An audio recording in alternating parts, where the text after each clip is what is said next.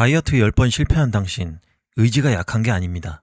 살을 빼도 지방세포 유전자의 절반 이상은 여전히 비만 모드를 유지하고 있습니다. 요요는 당신의 실패가 아닙니다.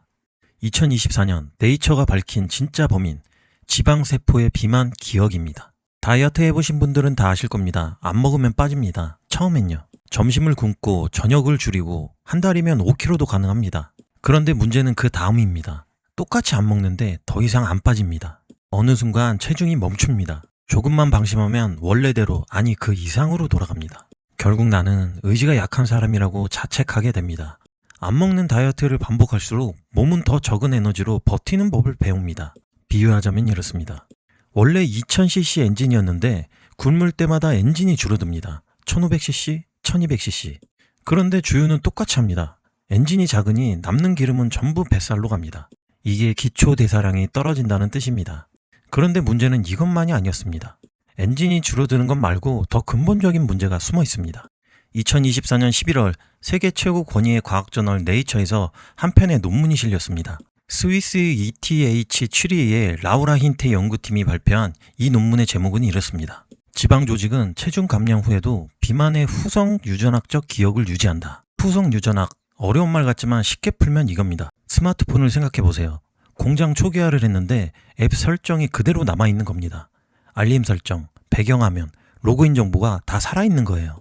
DNA라는 하드웨어는 그대로인데 유전자를 켜고 끄는 설정값이 바뀌어 있는 겁니다. 연구팀은 비만대사 수술을 받은 환자 38명을 수술 전과 수술 후 2년 시점에 추적했습니다. 동시에 마우스 실험으로 인과관계까지 확인했습니다. 결과는 이랬습니다. 수술 후 2년 환자들의 BMI는 25% 이상 감량했습니다.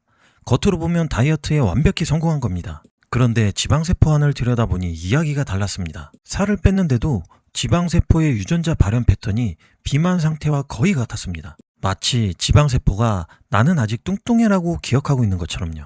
이 기억의 정체가 바로 후성 유전학적 변화입니다. 아까 스마트폰 비유를 다시 꺼내보겠습니다.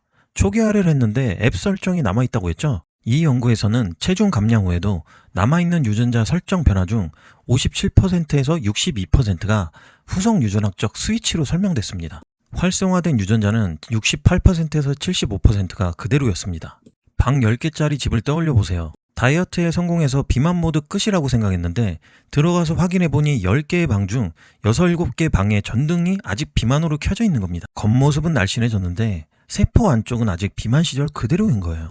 혹시 이런 경험 있으신가요? 다이어트 끝나고 치킨 한 마리 먹었을 뿐인데 다음날 2kg가 올라가 있는 것. 예전에 치킨 먹어도 이 정도는 아니었는데 다이어트 후에는 유독 빨리 찌는 느낌. 이게 바로 비만 기억의 작동입니다. 마우스 실험에서 이걸 직접 확인했습니다. 비만 기억을 가진 마우스에게 다시 고지방식을 줬더니 기억이 없는 마우스보다 훨씬 빠르게 살이 쪘습니다. 같은 음식, 같은 양인데 기억이 있는 쪽이 더 빨리, 더 많이 찐 겁니다. 내장 지방도 더 많이 쌓였고 공복 혈당과 식후 인슐린도 올라갔습니다. 지방세포가 과거 비만을 기억하고 다시 살찌우기 쉬운 상태를 만들어 놓은 겁니다. 요요는 의지력이 실패가 아니었습니다. 세포가 프로그래밍된 결과였습니다. 이 연구 하나만 믿어도 될까요? 다른 연구도 같은 방향을 가리키고 있습니다.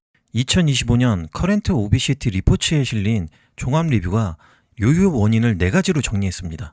첫째, 면역세포의 비만 기억. 살을 빼도 면역세포가 비만 시절의 염증 반응 패턴을 유지합니다. 둘째, 장내 미생물의 변화. 비만이었을 때 형성된 장내 미생물 구성이 쉽게 바뀌지 않습니다. 셋째, 근육 손실. 다이어트 중 지방만 빠지는 게 아닙니다. 근육도 함께 줄어듭니다. 아까 말한 엔진 비율을 다시 쓰면 엔진 배기량이 줄어드는 게 바로 이겁니다. 넷째, 시상하부의 식욕 호르몬. 살을 빼면 배고픔이 사라질 것 같죠? 반대입니다.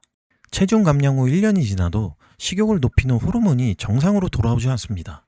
뇌가 계속 배고프다, 더 먹어라 신호를 보내는 겁니다. 의지로 버틸 수 있는 영역이 아닙니다. 여기까지 들으면 좀 절망적이죠? 지방세포는 기억하고 면역세포도 기억하고 장내 미생물도 안 바뀌고 뇌는 계속 먹으라고 하고 그러면 우리한테 희망은 없는 걸까요? 있습니다. 우리 몸에는 지방을 저장하는 지방만 있는 게 아닙니다. 지방을 태우는 지방도 있습니다. 갈색 지방입니다. 보통 우리가 살이라고 부르는 건 백색 지방입니다. 에너지를 저장하는 창고예요. 아까 얘기한 비만 기억도 이 백색 지방에서 일어납니다. 그런데 갈색 지방은 정반대입니다. 이 안에 UCP1이라는 단백질이 있습니다. 이름이 원소 기호 같죠? Uncoupling Protein 1, 줄여서 UCP1. 이게 뭘 하느냐면 지방을 태워서 열을 만듭니다. 보일러를 떠올리면 됩니다. 기름을 태워서 집을 따뜻하게 하듯이 UCP1이 지방을 태워서 체온을 올리는 겁니다. 그리고 이 보일러가 켜지는 스위치가 바로 추위입니다. 2025년 저널 오브 피지올로지컬 앤스로폴로지에 실린 연구를 따르면 갈색 지방이 활성화된 사람은 추위 노출 시 하루에 120에서 370 칼로리를 추가로 소모합니다. 밥 한 공기가 300칼로리입니다. 운동 안 하고 먹는 양 안 줄이고 몸이 알아서 밥 한 공기 분을 태우는 겁니다. 17도 정도의 서늘한 환경에서 하루 2시간, 이걸 6주간 반복하자 체지방이 유의미하게 줄었습니다. 비만 기억이 우리를 끌어내리는 힘이라면 갈색 지방은 우리를 끌어올리는 힘입니다. 문제는 이 갈색 지방을 어떻게 깨울 것이냐입니다. 그리고 실천적인 관점에서 주목할 연구가 하나 더 있습니다. 사이언티픽 리포츠에 실린 13개 연구 메타 분석입니다. 당독소 AGES라고도 합니다. 음식을 고온으로 굽거나 튀길 때 생기는 물질입니다. 같은 닭가슴살인데 고온에서 구우면 당독소가 삶았을 때보다 최대 10배까지 높아집니다. 이 당독소를 줄인 식단을 먹은 그룹에서 BMI가 0.3 줄고 체중이 0.83kg 감소했습니다. 칼로리를 줄이지 않았는데도요. 먹는 양은 똑같은데 조리법만 바꿨더니 식욕 호르몬인 렙틴까지 낮아진 겁니다. 덜 먹어라가 아니라 다르게 요리해라인 겁니다. 같은 음식이라도 어떻게 조리하느냐가 살이 빠지느냐를 결정합니다. 그래서 우리는 뭘 하면 될까요? 첫째, 안 먹는 다이어트를 멈추세요. 극단적으로 굶으면 지방보다 근육이 먼저 빠집니다. 근육이 줄면 기초 대사량이 떨어지고 같은 양을 먹어도 더 찌는 몸이 됩니다. 그리고 급격한 감량과 재증가를 반복하면 할수록 지방세포의 비만 기억은 더 강해집니다. 한 번에 많이 빼기보다 한 달에 1에서 2kg 빼는 게 세포 기억을 리셋하는 데 유리합니다. 둘째, 빼는 기간보다 유지하는 기간이 더 중요합니다. 체중 감량 후 식욕 호르몬이 정상화되는데 최소 1년이 걸립니다. 3개월에 걸려 뺐으면 유지에는 그 4배인 1년을 써야 합니다. 목표 체중에 도달한 날이 끝이 아니라 시작입니다. 셋째, 칼로리로 계산 말고 조리법을 바꿔보세요. 아까 말한 닭가슴살 이야기 기억하시죠? 구우면 최대 10배. 13개의 연구 메타 분석에서 칼로리 변경 없이 조리법만 바꿔도 식욕 호르몬이 개선됐습니다. 칼로리 앱 깔 필요 없습니다. 오늘 저녁 프라이팬 대신 냄비를 꺼내세요. 넷째, 몸속 보일러를 켜세요. 아까 갈색 지방 이야기 기억하시죠? 17도 정도의 서늘한 환경, 하루 2시간이면 됩니다. 실내 난방을 살짝 낮추거나 아침 산책으로 찬 공기를 쐬는 것. 그것만으로 UCP1이 켜지고 몸이 알아서 지방을 태우기 시작합니다. 요요는 당신의 의지 부족이 아닙니다.